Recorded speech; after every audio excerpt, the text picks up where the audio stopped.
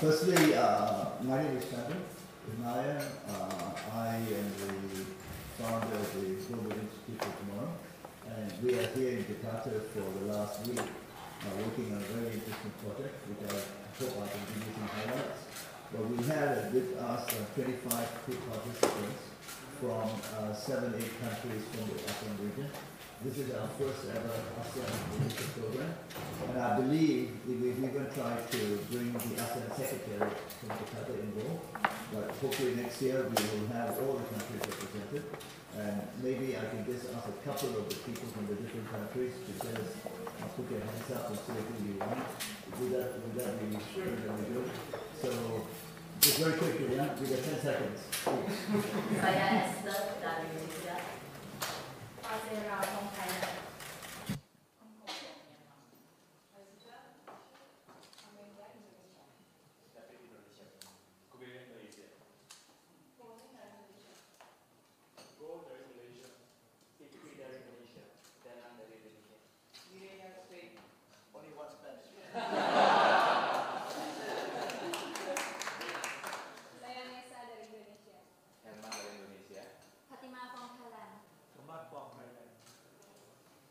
From Egypt. My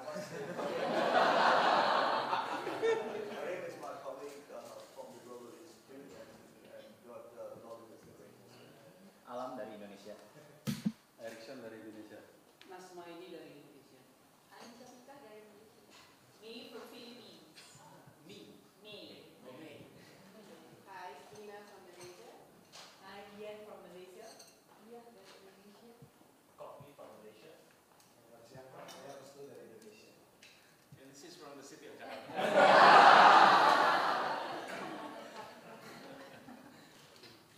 So the Global Institute runs this program 5-6 times a year, and this is our first program just focused on ASEAN.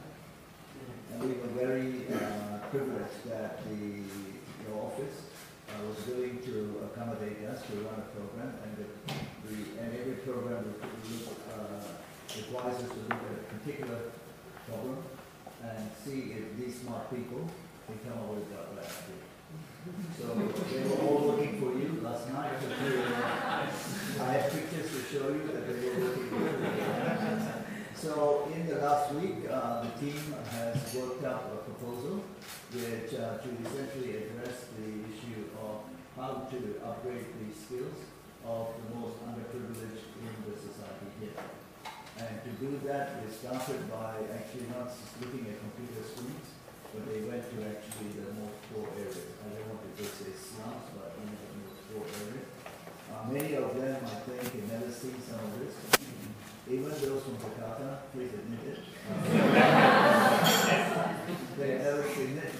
And then we had many meetings with all the stakeholders. So since Tuesday, we have been working on a plan. They have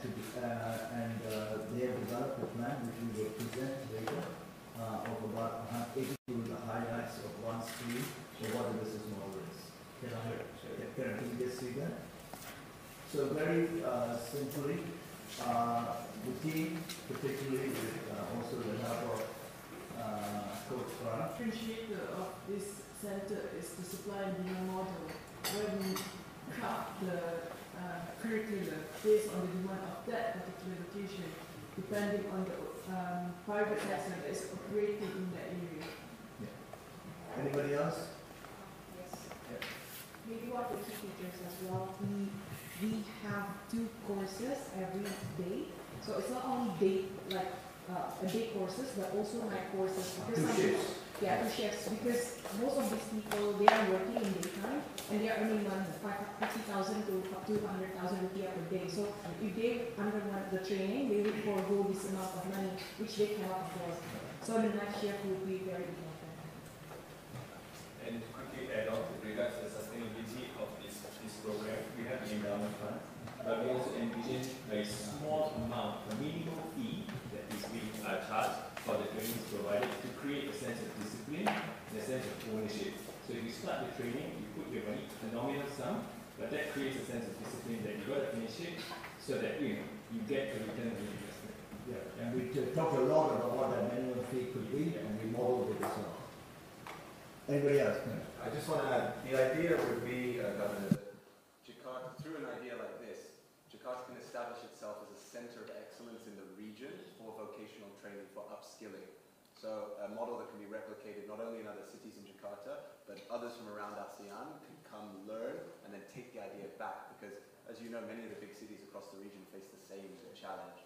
So it's about Jakarta being the first mover and being a center of excellence. In fact, one of our participants who had to leave this morning is actually related to the Prime Minister of Cambodia, and she told us that, she told me she's going to take it to the Prime Minister's office for Cambodia as well.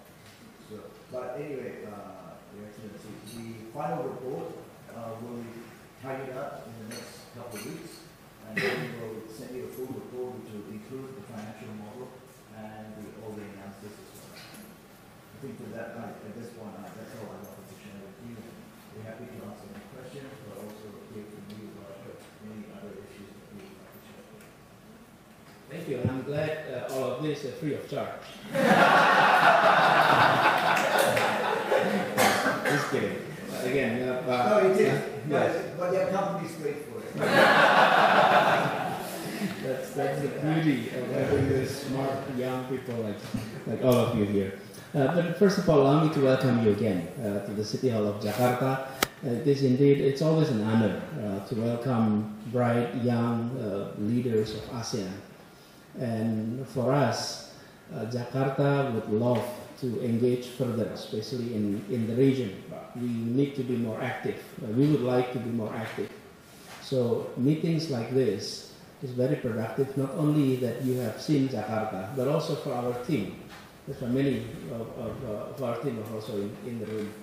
And, you know, at the beginning, I was going to say a little bit about what our approach is, but I've been told by Daddy earlier that, you know, you have had discussions and you have visited the city. You have actually seen, you know, perhaps parts of the city that not many, even those who live in Jakarta, not many have seen it.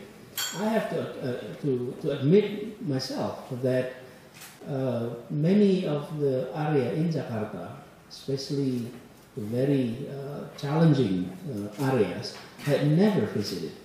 I work in the region. I was in the education sector.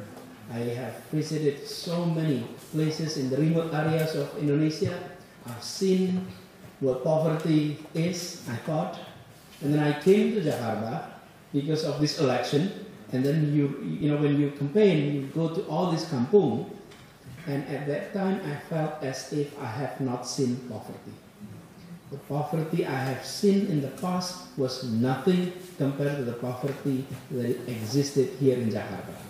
And it's unfortunate. And I thought, you know, I was somewhat in the university, I'm active in social movement, how come this is overlooked? And I you know, one of the issues that I would like to actually promote further in the future is, yes, we need to tackle the issue of unemployment. Yes, we need to tackle the issue of poverty. But also, we need to engage more people of Jakarta to tackle the challenges here in the city. Because many of us were not invited to join. That's why, you know, if you look at the approach of City 2.0, in which we in government serve as a service provider, and the people simply as customer. And our citizens are happy with that. We pay tax, we vote in the elections, and then we don't have to do anything. You know, just vote and pay tax. And in fact, what we need now is more interactions between our citizens, between our residents. So the approach, many of the approach, including this that you have just presented, we would like to allow more people in the private sector, mostly, to participate, to engage and be co-creator, and come and engage. And I know for sure, like in any of your cities, there are so many young or old in the private sector that they would like to actually engage. But the question is always, where should I go? How should I do it? Who should I contact? So we would like, our government would like to serve as a platform provider, so that all these good people that would like to serve, they know where to go, they know what to do, and the opportunity is there. So interactions between citizens is something that I would like to pursue further. And if you look at our city, perhaps in some of your cities similar, somewhat our city was separated from one cluster to another. To use the term segregated, that's too strong, because it's not segregated. It is somewhat, it has different orbits. So some of you may have one orbit and some are in a different orbit, but overall, they're not meeting one another. And I think this is one of our challenges here in the city, that we would like to have what I often call third space, that allow everyone to interact. First space is at home, second space is at work, and the third space is in between home and work. That's our city. And unfortunately, we often let market decide. And how we let market decide? We just allow malls to be developed everywhere, and those malls serve as place of interactions. And unfortunately, malls were also segmented. It targeted certain group of the society, and therefore you're not creating a third space that provide equal opportunities or equal feeling of equality in our citizens. So those are some of our challenges. So looking, back to your proposals, this is very interesting, and it is indeed. If you survey the people of Jakarta, the result will be very different than if you survey what is considered as important in the social media. In the social media, if you ask questions, what are key challenges in Jakarta, then the answer will be traffic, will be, and then flood, and then what else? Waste, sampah. But if you do a survey with the entire population as your respondents, you will see that number one is cost of living, jobs, education, health, and then when traffic is an issue when you have a job. If you don't have a job, traffic is never a problem because you don't go anywhere. And then you're talking about flood, and I think many of this is more of reflections of our middle class. Middle class issues, and unfortunately they drive conversations in the social media. Our challenge, I am elected as governor for all, not only for a certain group, for everyone.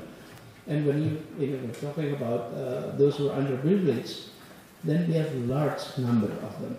The statistics that we have may not reflect the true picture of our wealth distribution. I think we have a big homework on that. So I will work on this further, but for sure we'll arrange that.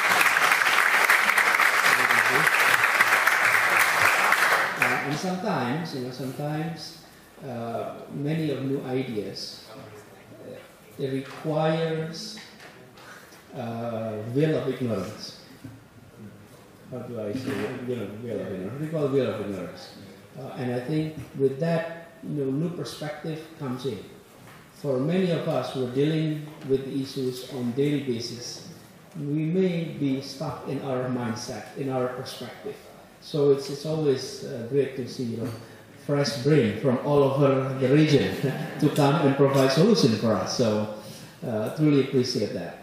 On the other aspect, which is also important, allow me to talk a little bit about why not only this project, but your project about it's called Southeast Asean Young Leaders programs is, I look at your card, Global Institute for Tomorrow. Yeah, I think this is what's interesting about all of you. You have more tomorrow than yesterday. Because some people have the other way around. Some have more yesterday than tomorrow. But what's also important is for us in the regions to understand that perhaps Southeast Asia is a region that not only the world should look at us, but we in Southeast Asia should look at ourselves better. You know, you look at East Asia, you've seen impressive nations. You have Japan, that started way much earlier. Then you have Taiwan, you have South Korea, you have China, which is huge. This is impressive block in East Asia. And then you look at the south, you have India, you have Sri Lanka, Pakistan, Bangladesh. But can you envision, can you imagine all these countries work together like this? Japan, China, South Korea, Taiwan. Can you imagine the young people having a meeting like this, and the business people and the government may not be in the near future? If you look at the south, India, Pakistan, Sri Lanka, Bangladesh. Look at Southeast Asia. This is a region in which not only government-to-government relationships were great, but the people-to-people relationship is truly there.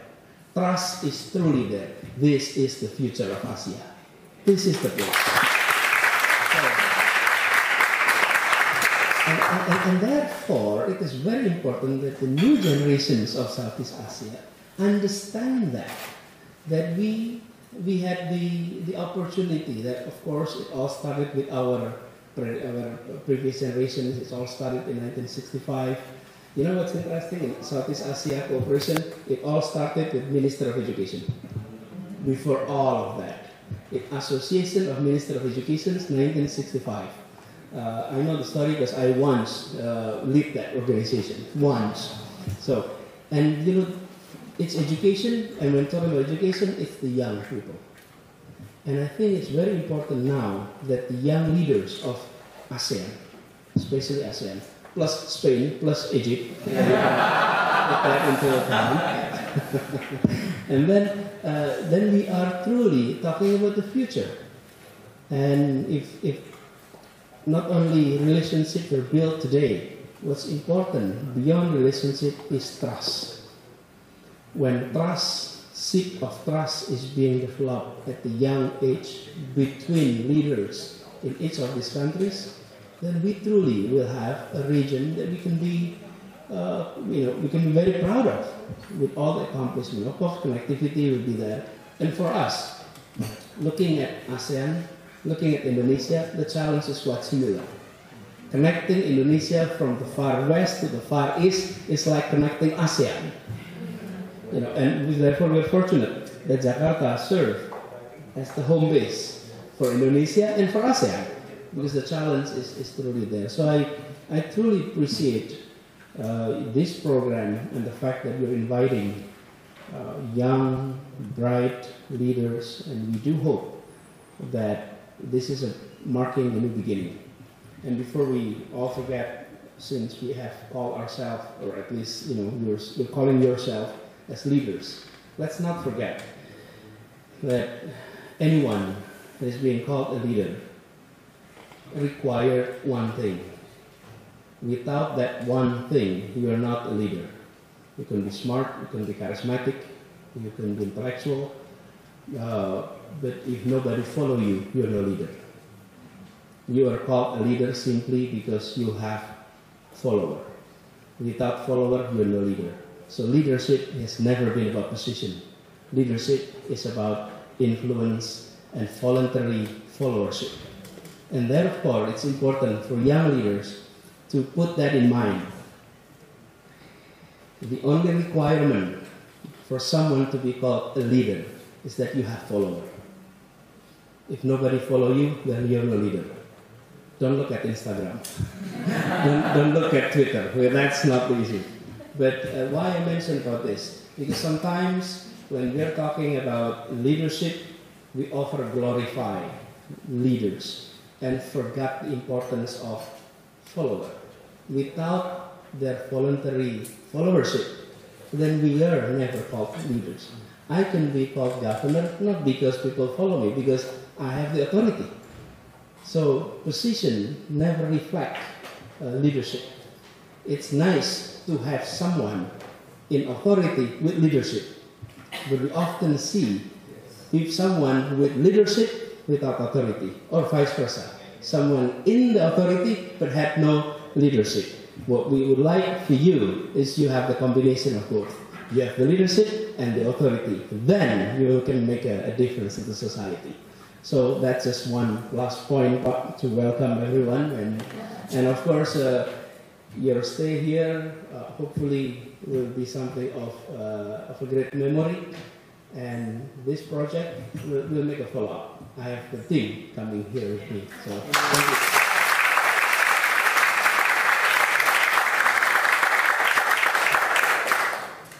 But I know you have another appointment, so let me just say, for you to spend time with us and say the things you said is very inspirational.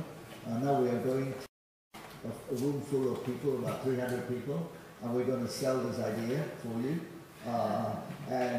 The team is inspired. We will send you even the deck that we have prepared for the presentation. We can send it to your team right away so that you have it. I just thought I'd pick up on this idea you said about the community.